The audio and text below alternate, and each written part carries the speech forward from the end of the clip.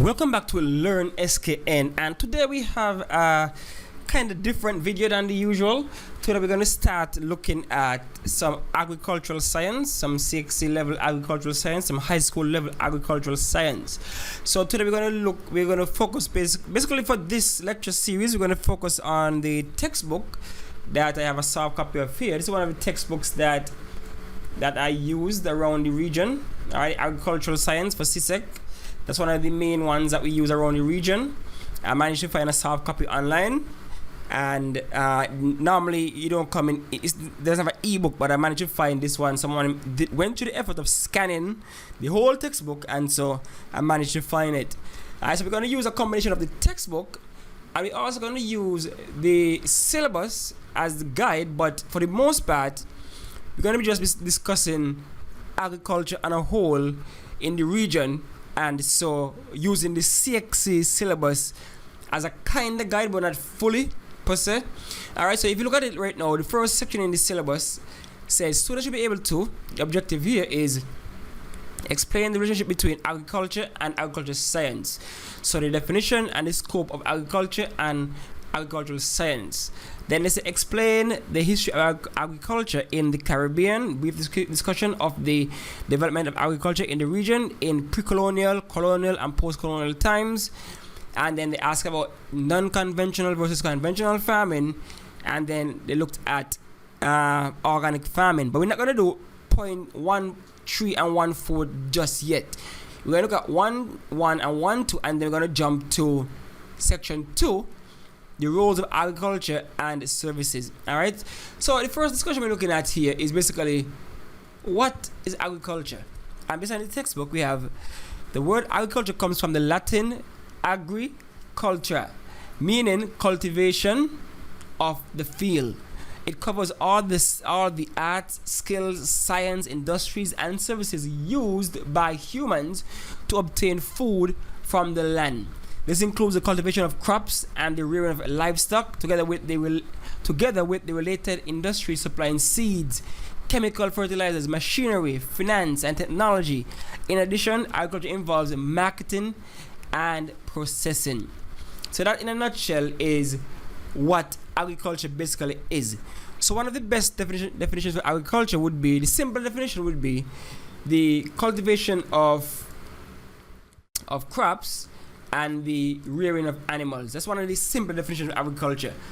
It can be defined as the growing of crops and the rearing of animals for the benefit of humans, for the benefit of mankind. So that's basically what agriculture is. And as the book says here, it incorporates a whole lot of things. Agricultural science is not just a one trick pony. As a science, it combines a lot of different sciences out there. Biology, we're looking at animal and plant autonomy. We're looking at chemistry. We're looking at, photosynthesis, respiration, as chemistry right there. So it combines different sciences and also different disciplines. We have to learn how to cultivate the land preparation, as they say here. You have a whole lot of industries that comes around agriculture, such as chemical fertilizers, machinery, finance, technology. So all of this encompasses exactly what agriculture is all about. It's about getting to rear your animals, all the technology and the skills used to rear animals and to cultivate crops. So that's what agriculture and agriculture science is all about. It's all about getting the crops from seed all the way to harvest, and everything in between, marketing. After the harvesting, you have to market the products and everything like that. Same thing with livestock. So animals that are reared by a farmer, it's called livestock, and the plants that are kept by a farmer would be called crops. So crops are plants which are grown and then harvested. Examples: carrots, pumpkins, melons. You know what crops are. And livestock would be all the animals that are reared by the farmer. So you have your poultry, you have your small ruminants, you have your pigs, you have your cattle, your large ruminants. So all those encompass what we call livestock. Alright, so you have your livestock here, different examples of livestock, and you have different examples of crops that are cultivated in agriculture. And then now the syllabus asking us, explain the history of agriculture in the Caribbean. This one is very obvious, very clear, because all of us know where we came from. Most of the Caribbean countries, especially the English-speaking Caribbean countries, came from an agrarian economy, meaning based on agriculture. Because, the sad reality is slavery happened. And the reason why slavery happened was to facilitate the cultivation of sugar across the region. So the cultivation of sugar. So we know our history. But even before the Europeans came and brought in African slaves, we know we had the local Indians. We had the Tainos and the Kalinagos and better known as the Caribs and Arawaks that engaged also in an agrarian society. They also dealt with agriculture. But for them, agriculture was a little bit more primitive. They normally use what they call the slash and burn technique, where they cut down burn plants and then start growing. They use not really tools that were, stones and wood-based tools, simple hand tools. They didn't use any tractors and stuff like that. No, that's not what the Indians used to use. They used simple mechanisms to plant and grow their crops. And then so agriculture evolved from that simpler days, the slash and burn and stuff like that, and then moved into more of the colonial days where, in 1624, you had the English coming to the Caribbean. They landed on St. Kitts, South Botswana, and then from that, they spread across the region, and sugarcane was introduced shortly after, and then the slave trade began. And so we know agriculture changed to a whole plantation-based system during the colonial era, whole plantation-based system. And we know there are remnants of that today in the Caribbean, where we see a lot of large plantation, large estates that came out of the colonial era of agriculture, where we basically had a monoculture. We planted one crop, and that one crop was sugarcane for the longest time. And after 1834, we had our emancipation, and so we moved into a different era, post-colonial era. Well, I can't even say that, because for me, post-colonial would be after our independence would have been gained. And so even after that, certain countries still depend heavily on agriculture. For example, Dominica, most of its GDP, about 40% of its GDP, is based on agriculture. But sadly, most of the other countries, agriculture is not that big as it relates to a part of GDP. Most of the OECD countries, you have agriculture contributing to less than 2% of GDP. Less than 2% of GDP. Jamaica, less than 5% of GDP. So even the agriculture might look as though a lot of people work in this sector, it still is not as large a contributor to GDP as other sectors of the economy. And so you realize that in post-colonial days, agriculture took a step back somewhat, because a lot of land is now being used for other things: housing, industrial parks, tourism, hotels and stuff like that. A lot of good land is being used for tourism and other sectors. But nonetheless, our post-colonial agriculture saw that we diversified our offerings. So no longer was it only sugar alone, but we also offered a whole variety of different crops and animals. A lot of people now produce, cattle, beef, produce the mutton from the sheep, produce a lot of pork, a lot of poultry, a lot of eggs being produced within the Caribbean region. So our agriculture post-colonial days has diversified. No longer are we only focusing on sugarcane, but we're focusing on different crops. You have your potato, your famous ginger and turmeric, and those others, nutmeg and all those things across the region. A lot of root crops. Dominica, a lot of root crops. So we know that agriculture has diversified since post-colonial times. And so that is basically a rough history of agriculture in the region. Alright, so the next thing we're going to look at now is the importance or the role of agriculture and the support services. So what is the role of agriculture basically? So agriculture contributes to a country in many ways. One of the key ways would be food security. Alright, food security is one of the key ways in which agriculture contributes to the region. Now, our next way is foreign exchange, of course. What is foreign exchange? That's where we produce our crops, livestock, and we sell them overseas, and we get foreign currency in return. We get the US, the euro, whatever. You know, you provide it to Anguilla, St. Thomas, wherever, the USA, England, Europe, and so we get foreign exchange. And you know that foreign exchange is crucial for any economy that wants to conduct business on a global scale. I mean, the universal dollar is the US dollar. Most businesses conducted using the US dollar. So we need the foreign exchange in order to facilitate our imports from other countries. So agriculture is very important, and as the book says here, agriculture is very important to the economies of the Caribbean countries, both regionally and internationally.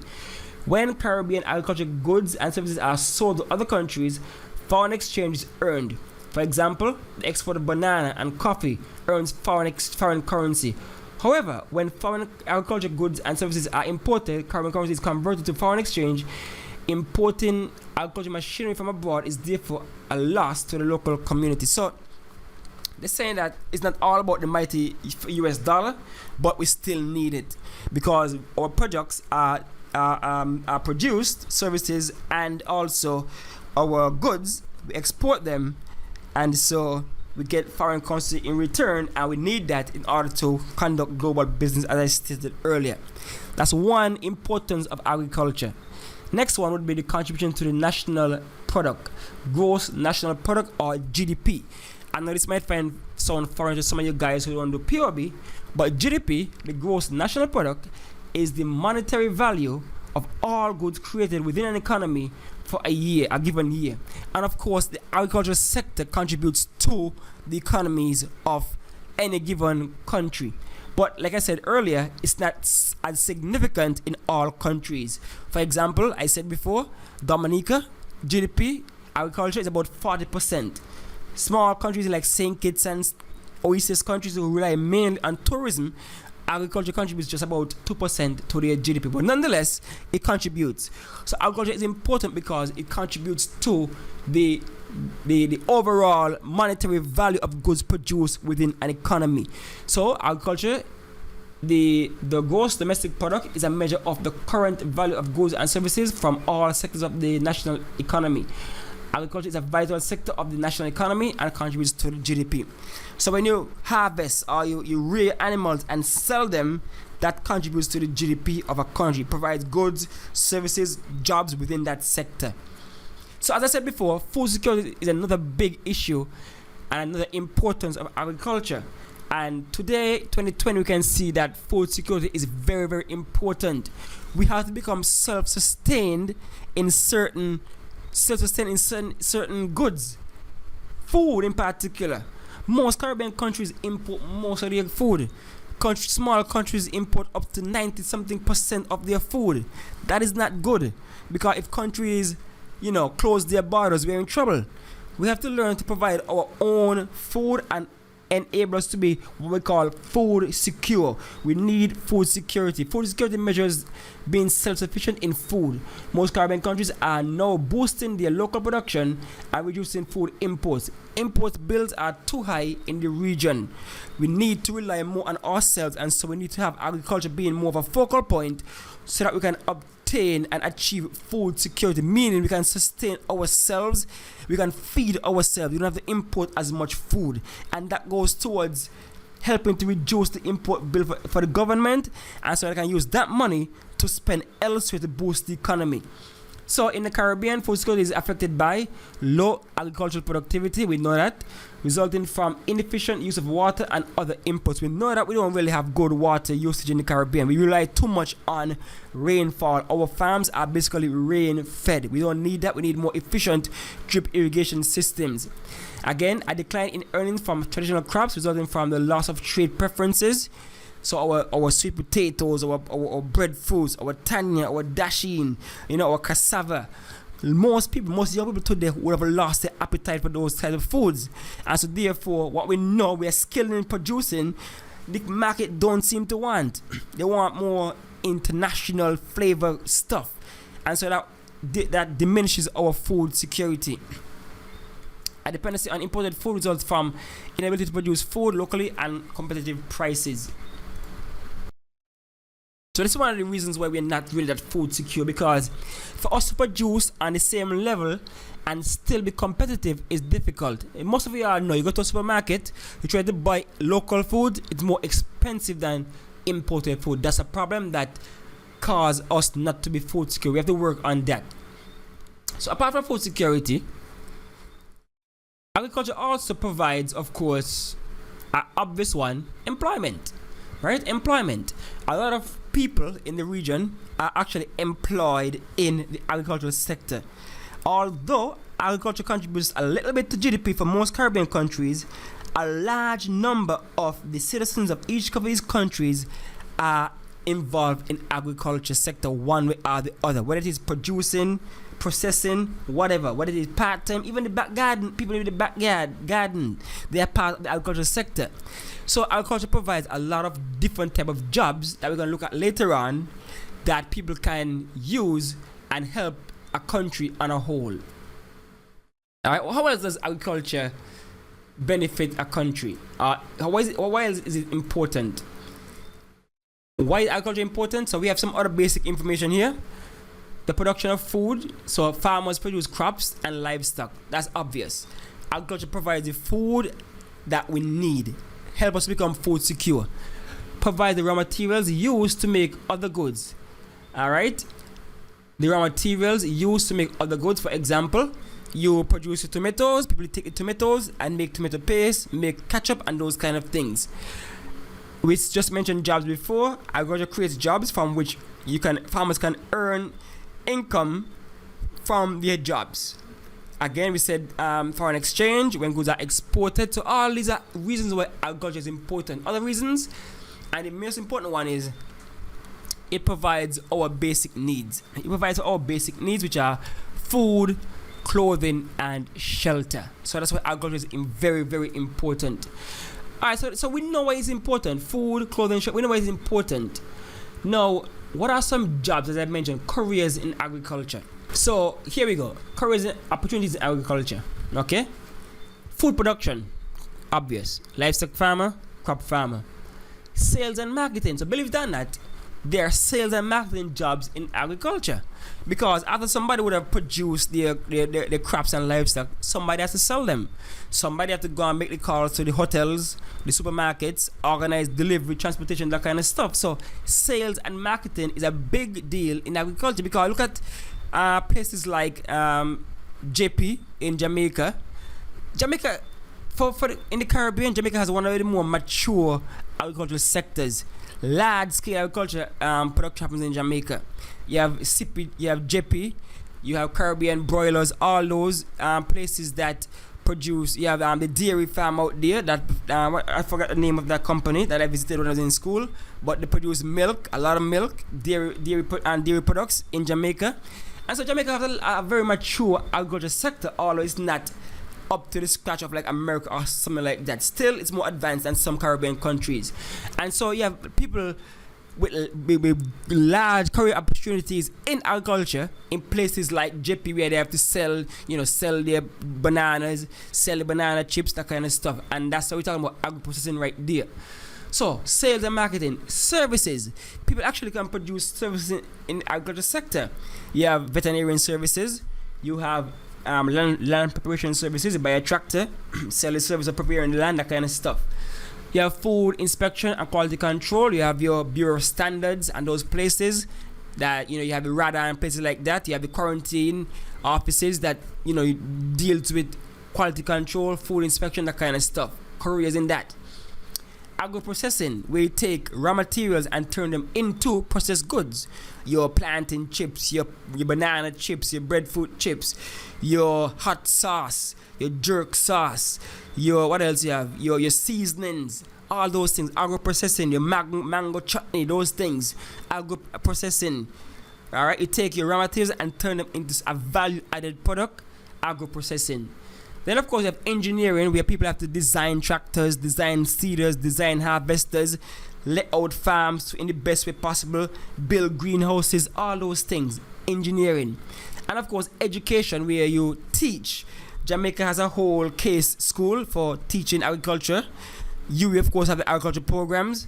You have the Guyana School of Agriculture, GSA, Agriculture and Education there again. High school teachers teach agriculture like I'm doing right now. Agriculture and education, careers in agriculture and education. Then you have journalism, you have management and administration, and you have certification. Of course, management, administration, meaning that, of course, all companies might want a secretary, might want somebody to run an office. You might want somebody to actually manage people, because if you hire people to work on your farm, somebody have to manage payroll, manage the people itself, manage schedule and stuff like that. And of course, certification, you want to certify yourself as organic. Somebody have to know, have the knowledge to know, okay, this have to be in place, so I certify you as an organic farmer. Whatever. You have to have the knowledge to be able to certify people in certain things. And of course, you have other career opportunities in agriculture, such as extension officers. You have a whole list here. Laborers, of course, unskilled workers who work on a farm. The farmers cultivate land and grow crops, rear livestock. Then you have managers, as I mentioned earlier. Then we have a next key one here, extension officers. These are the persons who advise the farmers. They are the link between the farmers and whoever is the authority in that country. For example, RADA in Jamaica, or the Department of Agriculture in other Caribbean countries. They have extension officers that go out and liaise with farmers, help farmers technically with advice and stuff like that. So they are basically the link between the farmer and the authorities who are in charge of that. Then of course you have research workers. You have a lot of jobs in CARDI where you have to do research on different animals, different crops, how insects affect crops, cross breeding, how you can breed different crops. So a lot of research that goes into agriculture based careers. Then of course you have the veterinarians, vets. They are animal doctors. I don't know what that is. They care for the well-being of the animals, the sick ones. You have animal nutritionists. They are the ones who plot out, how to feed animals, what food is best for animals. Then you have viticulturists. Those are who deals with vineyards, and they need to know the information about how to plant, grapes to get wine. What year this, that whole kind of stuff. Then you have agriculture engineers, who, as I said before, they build different equipment for agriculture specific activities and stuff like that. So all these are career opportunities in agriculture: sales and marketing, services, agro-processing, as I said earlier, engineering, education, journalism. All right. So you need somebody to be able to contribute to agriculture magazine. CARICOM might want somebody to publish certain things. You have you have certain shows dedicated to agriculture. Somebody have to ask the right questions, publish the right books, that kind of stuff. Alright, so all those are careers in agriculture. So we look at why agriculture is important. We look at career opportunities in agriculture. And so let's look at some other careers in agriculture. Alright, so we have agricultural economists. That's somebody who deals with the business side of agriculture. Someone, actual economist who looks at, supply and demand within the agricultural sector, how scarce resources are allocated in the agricultural sector. So you have an economist. You have an entomologist, study of insects and how insects can be used to help, in farming, different kind of aspects of insects.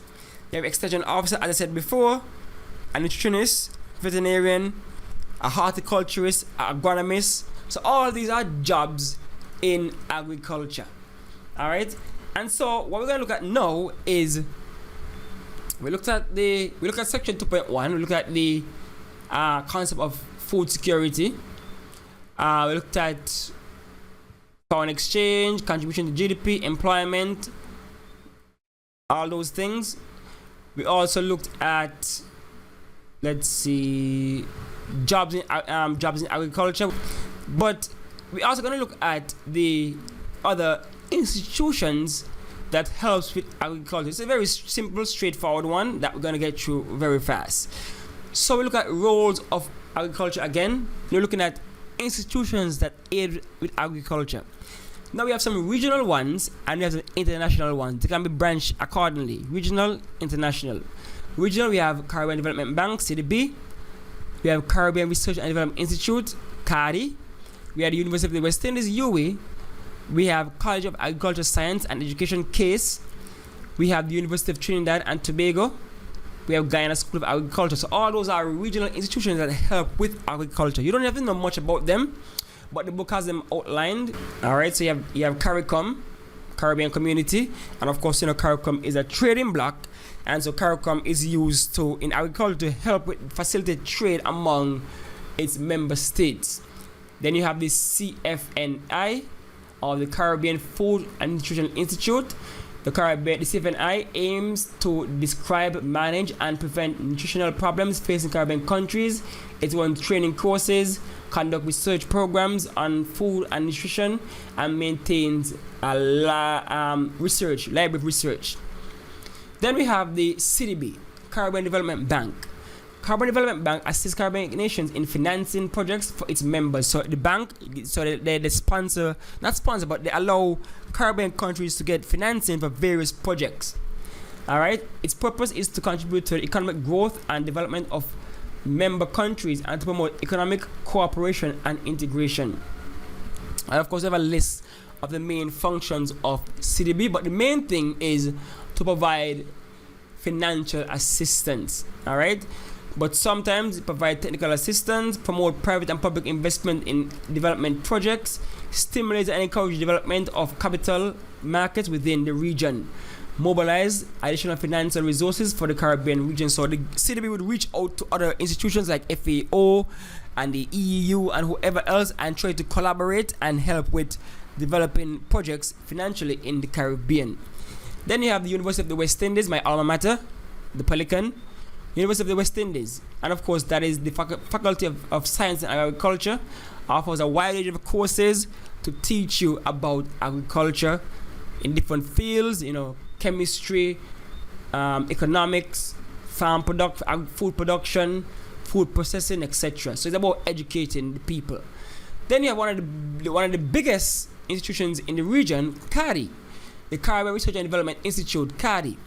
Now, right in the name, research. CARDI is one of the most integral institutions in the region as it relates to research. CARDI conducts research and demonstrates the appropriate technologies for farmers. CARDI provides technical assistance in areas such as crop production, integrated pest management and farming systems, livestock and forage. So CARDI will tell you how to do certain things. They offer technical assistance. Environmental and soil management technology, example, the supply of quality plants and products and genetic products and services, market research, statistics service. So CARDI would be one of them who would help to in breeding programs to upgrade the animals in the region, those kind of things. CARDI does a lot of research in the region. And of course you have CASE, College of Agriculture Science and Education, that's in Jamaica, and again that's an agriculture school. Then you have Guyana School of Agriculture and next agriculture school.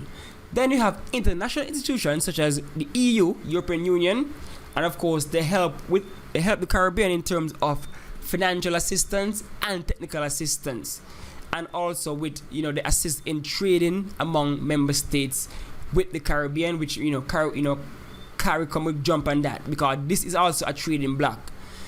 Then you have IICA, or the Inter-American Institute for Cooperation and Agriculture. This is a big one in the Caribbean region. The Inter-American Institute for Cooperation and Agriculture, IICA, is an international institution for agriculture research and graduate training in tropical agriculture. IICA supports and encourages agro, energy and biofuels, biotechnology and biosafety, rural communities, trade and agribusiness, trade and negotiations, institutional modernization, technology and innovation. So IICA simply helps the Caribbean in developing the agricultural product, make it more mature, help us to reach on a more global level as it relates to quality. Then of course you have the big dog, the FAO, the Food and Agricultural Organization. That's a big cheese when it comes to agriculture in the world. That's a United Nations institution. It's the United Nations arm for helping to cure to solve world hunger, and as such agriculture is a key engine for that. So the FAO of the United Nations leads international effort to defeating hunger. It helps countries to modernize and improve agriculture, forestry, fishery practices, and ensure good nutrition for all. Within the organization, there are departments for agriculture and consumer protection, economic and social development, fisheries and aquaculture, forestry, natural resources and management and environment, and technical cooperation. So FAO is a big dog when it comes to agriculture in the world. It's a UN arm for defeating hunger, and as such, they do a lot in the world. You can't go anywhere in the Caribbean without hearing the contributions of FAO. They've sponsored a lot of programs, especially when you're talking about sustainable agriculture. FAO is there. When you want to, make a bid for a project, FAO is ready to help financially. And of course, you have the OAS, Organization of American States. So what is that? The Organization of American States is basically similar to the FAO in a sense, but for the Americas, North America and the Caribbean. So let's see what I say here. The goal of member nations was to achieve an order of peace and justice, to promote solidarity, to strengthen collaboration, and to defend sovereignty, territorial integration, and independence. It seeks to promote economic, social, and cultural development and eradicate extreme poverty. So it's just that it's like a sub-branch in a sense of, so they have similar missions to the FAO, but within the Americas. Then of course you have the Inter-American Development Bank, and of course, just like the Caribbean Development Bank, its main aim is to help financially with various agricultural projects in Latin America, the Caribbean, in the Americas. Then you have the Canadian International Development Agency, CIDA, and so those are some of the lesser known ones, but all in all these are international institutions that aid with agriculture in the region. Alright, so we're going to study here for now. So we would have covered majority of section 2.1, discussed the importance of agriculture in the region and international economies. We discussed that, and also we looked at different aspects of agriculture, importance, and also careers in agriculture, and also institutions that aid in agriculture. So we have basically covered that section 1 and 2 in a nutshell with this first lecture. Alright, so we're going to look at others later on, but that's it for now. So all you have to do now is, of course, like, subscribe, and we are going to do more agricultural videos, especially now when we know food security is vital for the Caribbean region. Alright, so that's it for now. Like and subscribe, and hit the notification bell so you know when our next agriculture lecture would have dropped.